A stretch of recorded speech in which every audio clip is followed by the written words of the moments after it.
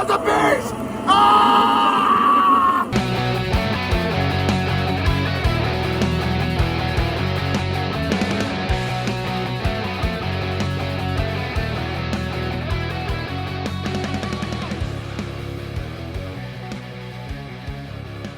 Hello, and welcome to another episode of Not the Bees, the Nicolas Cage filmography podcast. I'm Elizabeth. And I'm Megs. And this week we watched 2018's Between Worlds, starring Nicolas Cage and Franca Potente. We open on a scene of two young girls trapped under ice, one of them swimming to the other. We then cut to Joe, a down-on-his-luck trucker, on the phone with someone he owes money to. He's saying work has been scarce, but he has a couple jobs lined up. He'll get the money. The call ends and Joe goes into the service station he stopped at to get a hot dog. While wandering in the store and eating, he hears a commotion in the bathroom where he finds a woman being strangled by a different trucker. Joe intervenes and stops the attack, but the woman is upset. She says Joe screwed this up and storms out. Joe chases her outside where the woman tells him her name is Julie and her daughter was in a bad motorcycle accident and is in a coma. The man strangling her was trying to help her reach her daughter and asked Joe to drive her to the town her daughter is in. She's also a trucker, but her truck is broken down at home, and he agrees. On the way, Julie explains that since she was a little girl, she's been able to leave her body during events like the strangling. She was one of the young girls from the first scene. She explains her and her friend fell through the ice. They got saved, but this was the first time it happened to her. She was trying to reach her daughter's spirit to guide it back to her body. Joe seems to take all of this in stride as he continues towards the hospital. Once at the hospital, Billy crashes and Julie convinces Joe to strangle her in a stairwell so she can get her daughter back. We then see Julie's spirit walk through the hospital room, and there's a spirit of a young blonde facing away from her, and also a nurse that can see Julie and makes a comment that her daughter, Billy, looks different. But then Joe lets her go, and Julie rushes to see if they got her back. The same nurse comes out of the room and tells her that Billy is stable. Julie did good. She won't leave her body again, but to watch her, she's been to the other side. Joe and Julie sit. He asks if she sees others on the other side too, and can she send a message, but Julie only says sometimes, and she needs to lay down. Joe offers to let her know when Julie wakes up, but can be a little late to his next stop in Biloxi, and goes to watch over Billy. The entire time, he's dozing in a chair and sees and hears his dead wife's voice yelling at him for leaving when he's a truck driver.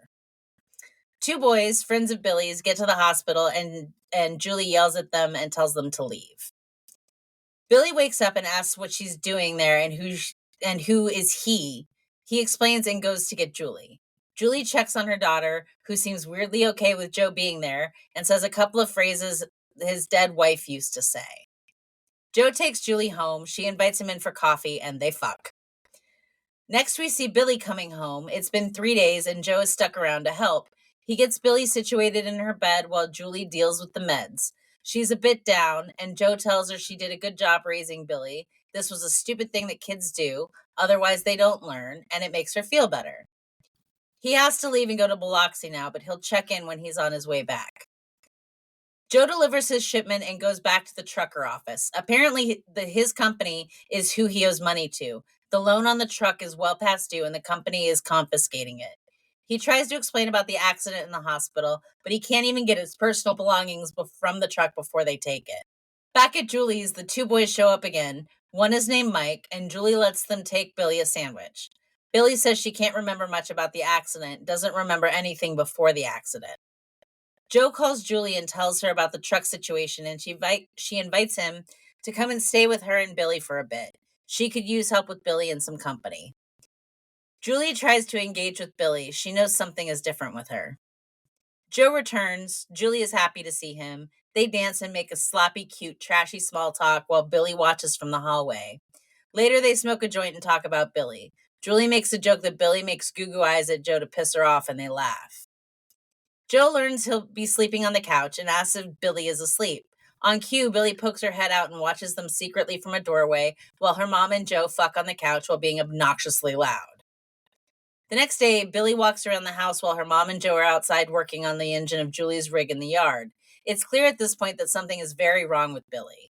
She seems to be studying all of the photos on the walls and the contents of her mother's jewelry.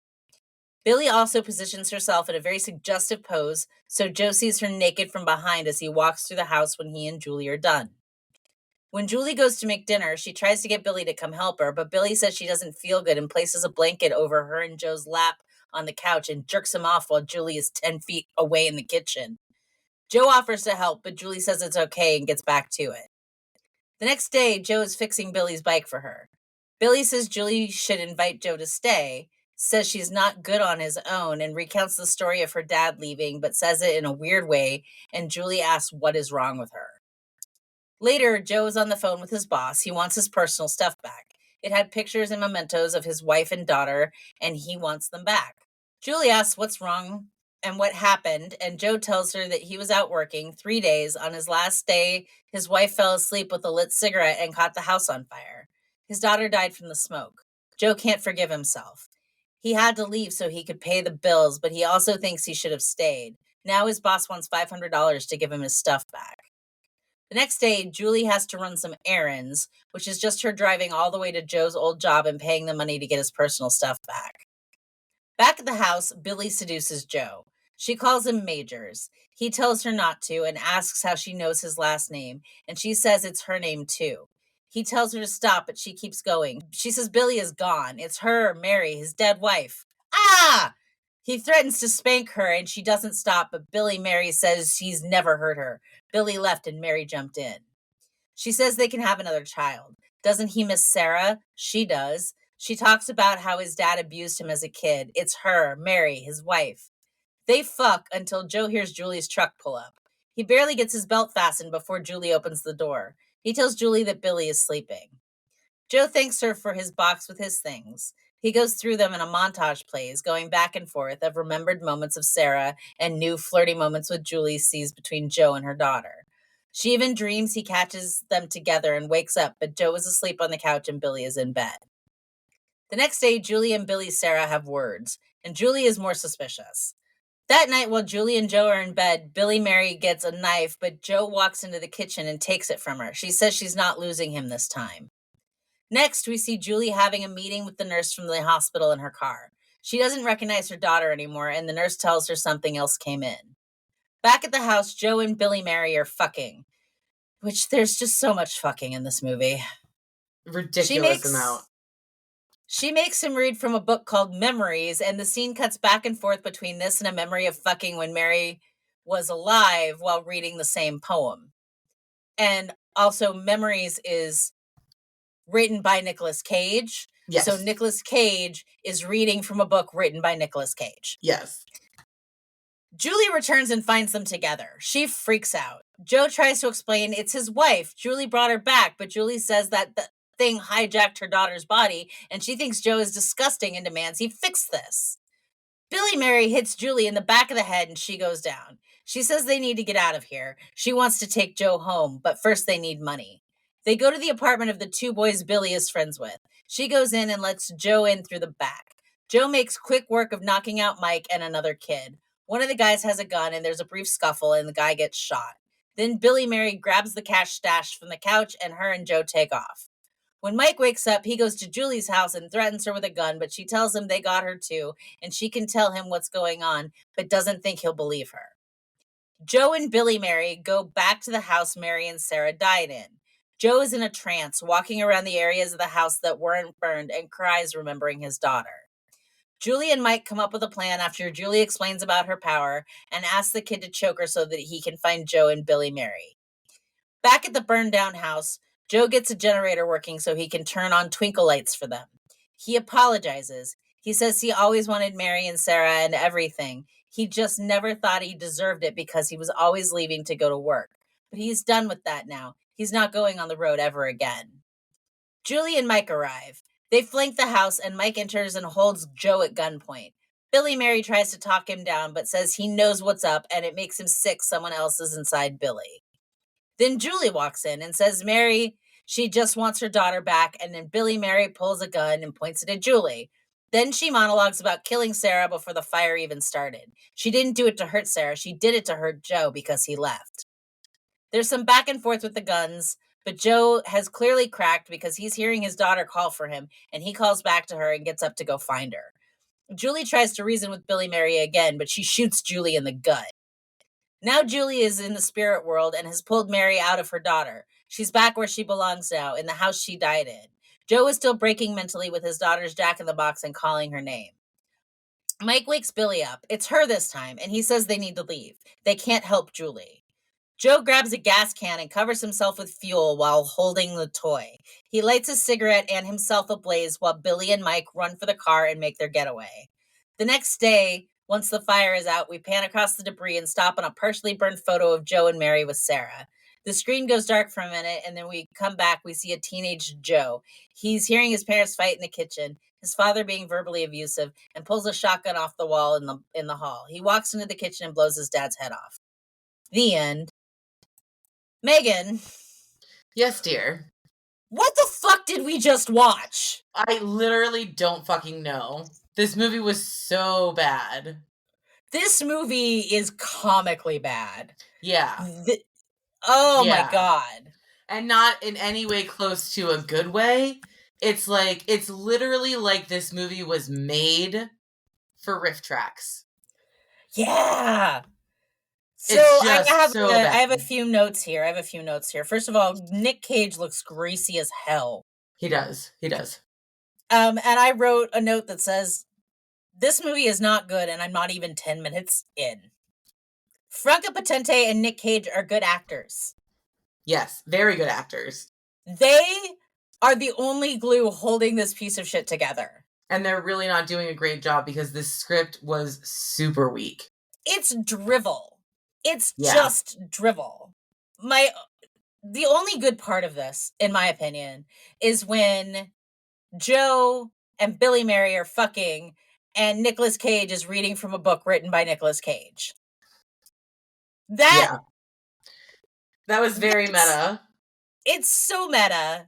And it's like, why would you put that in there? What does this serve? But here's the other thing. I also tried to find the book. It's not real. Well, what? It's a fake book. Oh my God. It's like, I looked for it. Like, it's not real. It's not real. Yeah. So this movie is just trash. It's really bad. I will say that Nicolas Cage's performance was actually very good, given he and Franca Potente both are really good in this movie. Yeah. I mean, and she is great. I'm not saying that she's not great. This is Nicolas Cage, but so he's got a couple of things working for him. Number one, this is the same year that Mandy came out, so it was likely filmed around the same time, but definitely not in the same place. So he still had the hair and full beard. He just decided he wasn't going to wash them for 6 months.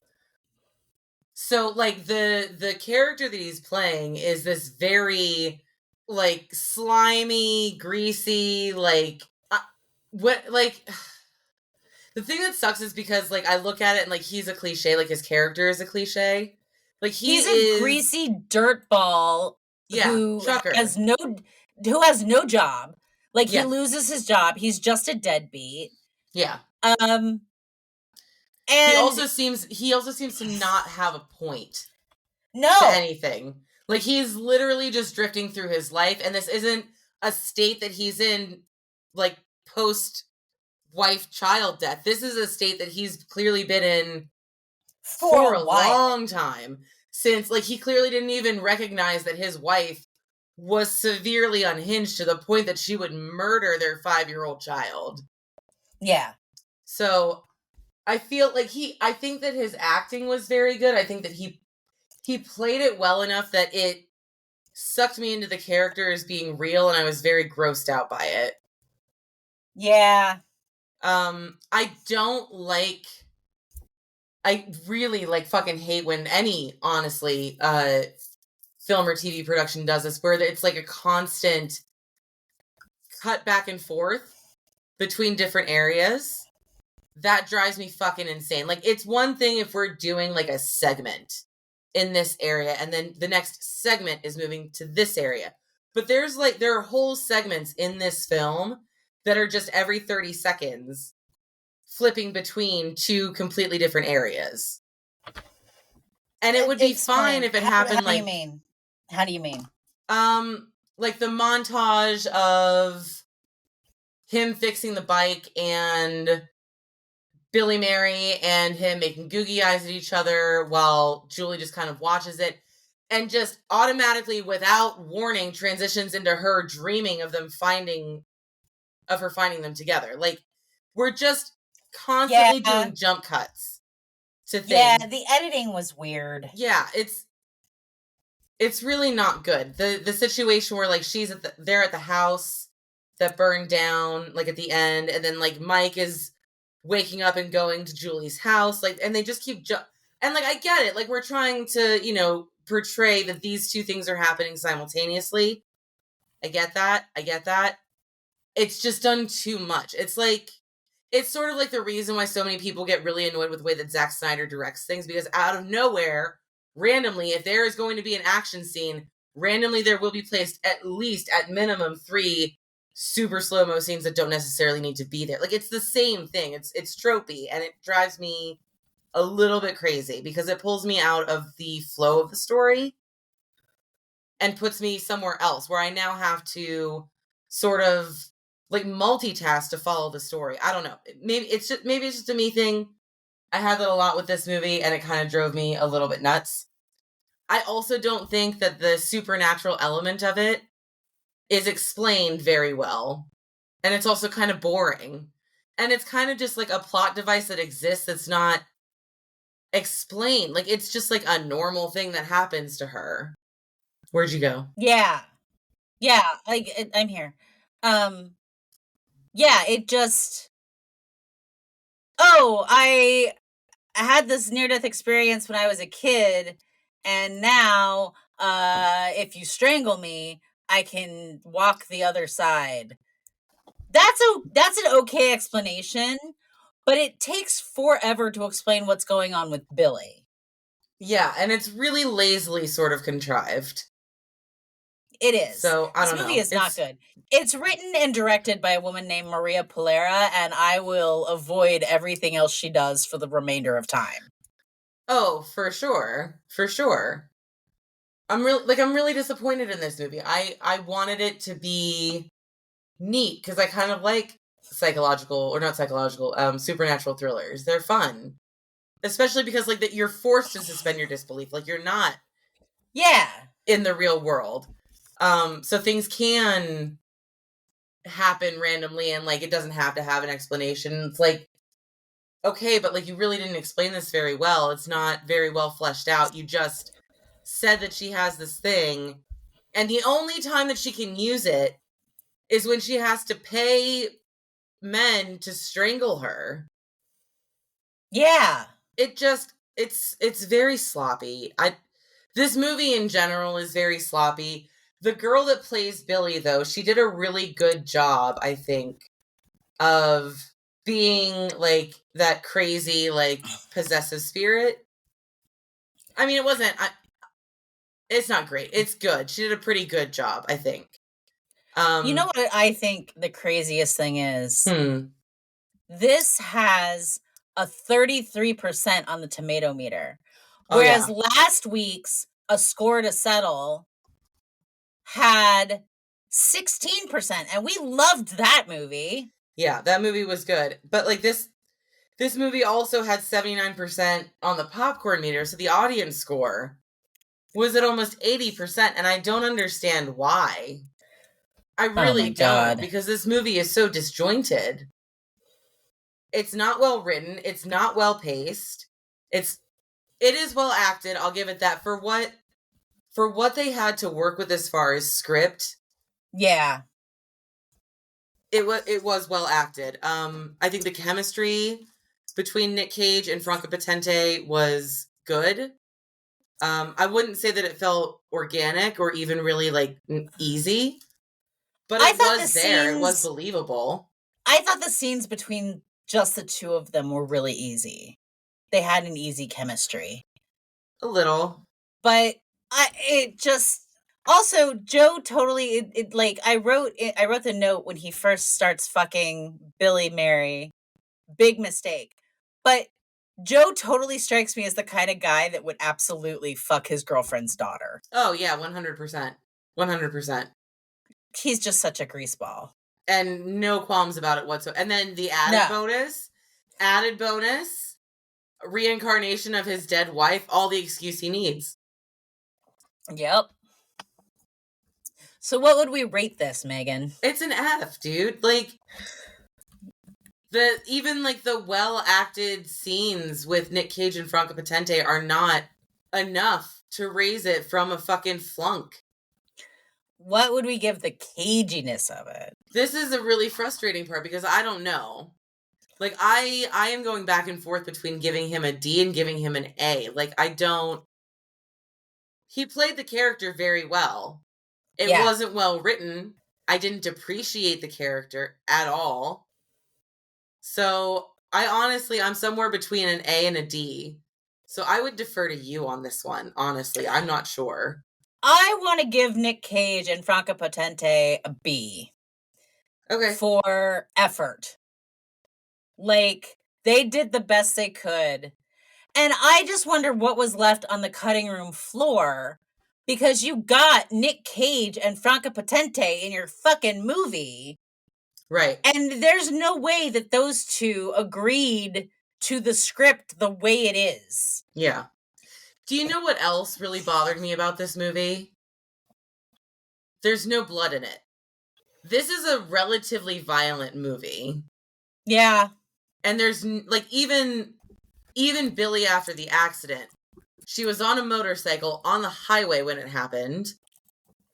She has a little road rash on her head, and that's about it. She doesn't even have road rash. She's got a bruise. That's it. Like, there's no scrapes. There's no abrasions. When the kid gets shot in that one apartment before they go to the burned out house, there's no blood. Like, there is an element of gore here that should have been very realistic that was missing. Yeah. So, I don't know, maybe they just didn't have a budget for corn syrup, but, it's cheap. That and some food coloring is, less than $10. Like, I don't know. So, yeah, it's definitely going to be an F film and a B effort from Franca Potente and Nicolas Cage. Well, I think that's it for this week, folks. Although I meant to mention this at the top, Megan, and I completely forgot.